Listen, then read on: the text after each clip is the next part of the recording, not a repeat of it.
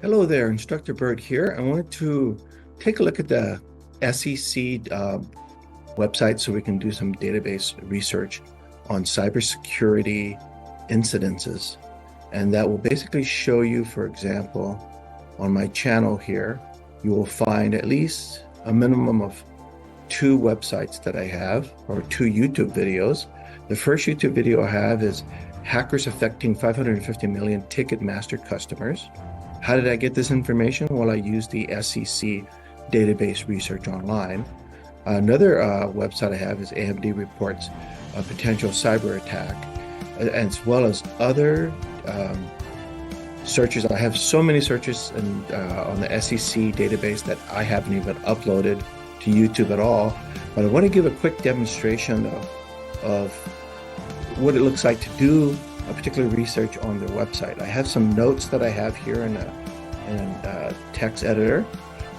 And basically, as of today, for example, the ruling from the SEC for publicly traded companies, they're basically, I'll just read my notes here, that the SEC final rules mandate the disclosure of material cybersecurity incidences on SEC Form 8-K, Item 1-05, which require the registrant, that is the publicly traded company, to disclose their process for assessing and managing material risk from cybersecurity threats, including the role of management and including the role of the board of directors, their oversight, that is. They have to also report that on Form 10-K. Now, an example of that is, let's see, let's go to a shortcut that I have here, and let's go ahead and take a look at one of the SEC search parameters. Under SEC, I went ahead and located their search window here. I typed in the word cybersecurity incident. Now here's where it'll either help you or not help you, make it difficult, not difficult, make it challenging, not challenging, make it easier or not easier. What you say and what you write in the keywords makes a big difference as to what results come back to you. So, for example, it took me a while to find out that these are the keywords that I'm looking for to look for potentially publicly traded companies with recent or past cybersecurity event. In other words, in layman's terms, publicly traded companies that were hacked and the bad attackers, hackers, whatever, were in their network and stealing data and doing all sorts of stuff. Okay, so I'll just go ahead and, for the demonstration purposes, we'll search these keywords: cybersecurity incident, for the last 30 days. Okay, I'm more interested in what's called Form 8-K. All right, now my notes basically state that for this example, I'm looking at Blackbaud. Okay, I would find Blackbaud. Well, actually, let's find Blackbaud itself on here. There's Blackbaud. We'll click on the URL from the SEC. You're given the opportunity to open the original filing, I believe, or open the document online. Let's open the document online. Now, this is very interesting. This is actually from Superior Court. And this is the final judgment and permanent injunction against Blackbaud. Well, who were the plaintiffs? The plaintiffs were the state of California, went after Blackbaud. And if you go back down here, all the way to the bottom, you try and quickly look through some notes through the judgment. It basically says right here, this is a picture. They didn't upload the PDF, which this is just a picture, I believe, or a when you scan a document into a picture, into a photograph inside your copier. Yeah, you have one PDF, but it's not editable, it's not searchable because it's a photograph, it's a picture, it's not actual wordings. So anyway, it says here that how much does Blackbaud have to pay? Well, they have to pay $6,750,000, and they have to wire transfer this money to the California Attorney General's office. Okay, so they pretty much, I believe, lost to the state of California. And in my personal opinion, well, depending on how big a corporation you are or how small a corporation you are, $6,750,000 for a small company is is huge. But for mid-sized to large company, this is just a slap in the hand. Okay, but that's how you could do research. And then I would report on this, the findings, and I would actually report by reading the document. Usually you don't see an attachment from a lawsuit, okay, from Superior Court or any other court. No, you don't see this. This is, to me, it's kind of unusual. Anyway, that's one way of how I did the search. Let's look at my notes and move on down. Lithium Motors, I think, correct me if I'm wrong, Lithium Motors electric vehicle. So let's go and see how I was able to locate that. All right.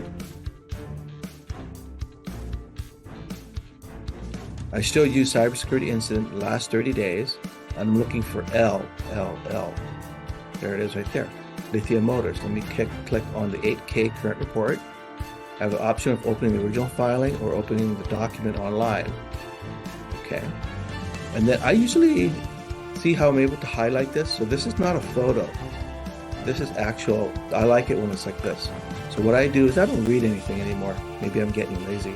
I would do Control F, which is fine, and then I would type in the words cyber security or some keywords like that. And rather than me reading the document, I let the browser search feature find the keywords that I'm looking for. And look at this, I'll read it for you. It says, on June 19th, 2024, that wasn't long ago, Lithium Motors received notice from a company, I believe that they use, called CDK Global. They are a third-party provider of certain information systems used by Lithium Motors. Well, basically, CDK had suspended its systems used by Lithium Motors in response to a cyber incident impacting CDK. Blah, blah, blah. It basically says, oh, they found a virus or a hacker or something, and they had to notify and stop, the Lithia, etc. Now let's go ahead and look at my notes.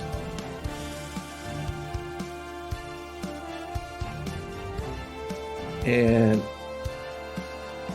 it's the same thing. Sorry about that. So moving on, then I would read this document and try to report on it, is what I would do. So let's see, closing some of these documents. Moving on to my notes, we're almost done. Equifax, we all know Equifax, credit reporting agency, reports your credit score. So let's go ahead and search the SEC. How did I find this search criteria?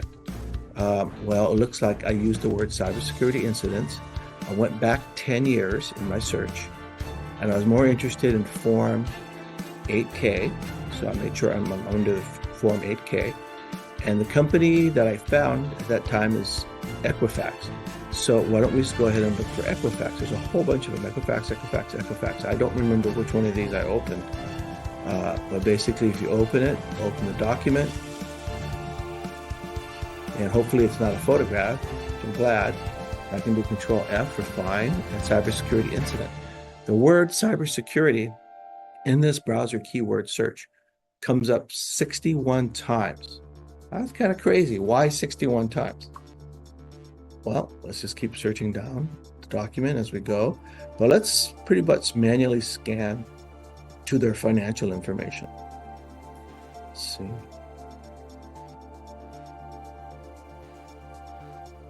And I'm trying to find out how much financial loss or how much did the cybersecurity incident really cost them. Well, here we are. If you go further down into this document, the 8K, it basically says, right here, I'm getting closer. These are millions. When you see like 66.8, those are millions. 144.8, that's millions. 78.0, that means loss of 78 million. So let's go down here and basically accrual for legal matters related to the 2017 cybersecurity incident. Okay. It cost them 11 million is what it cost them. The 2017 cybersecurity incident related costs an additional 81.5 million. PayNet acquisition related amounts to other acquisition related amortization. This is how much it costs them. It's crazy. So what do you do here? You add 11 million plus 81 million plus 7 million. That's how much they lost in 2019. Okay. And it says right here, during the second quarter of 2019, they recorded a pre-tax expense related to this incident of $81 million. During the second quarter, they reported $36 million in costs. And wow, the costs just keep going up, right? 2019, they recorded a $6 million, that's some kind of acquisition. So that's how much it costs them. It's crazy. So we're almost done with my demonstration. Actually, we are done. I only gave you Blackbaud, Lithia, Equifax, and pretty much that's it. So just want to give you all an idea of sources that you can look at to research this current mandate, this current requirement by the Securities and Exchange Commission that if you're a publicly traded company and you have to disclose a material cybersecurity incident on Form 8K, which is if you're a publicly traded company, you have a lot of documents and you have to file it in accordance with the SEC if you're a publicly traded company. You can't hide from that. It's not voluntary. You have to do it. There's for example, we have quarterly. You always hear on the stock market, you have the first quarter, second quarter results, third quarter results, fourth quarter results, et cetera, et cetera. There's forms and documents you have to file and fill out on a timely basis with the government. And that basically right here tells you that if there's a material risk from cybersecurity threat, management has to report that.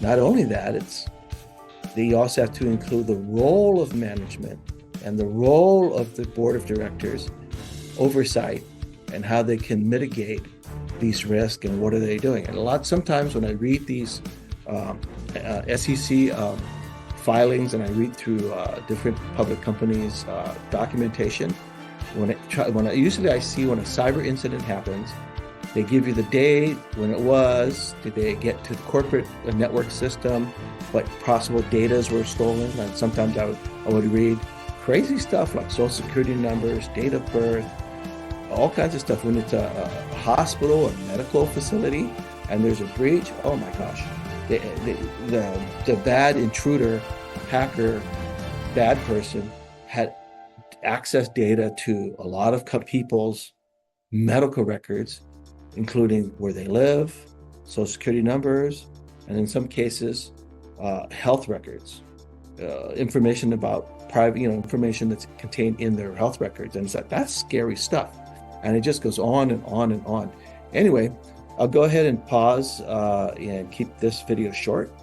And I just want to show you an example of how you could possibly do research, one over at the SEC, but then there's others. There's literally dozens of government websites in which one can do research. And that's something I just wanted to let you all know about. Well, have a good day. My name is Instructor Bird. Take care.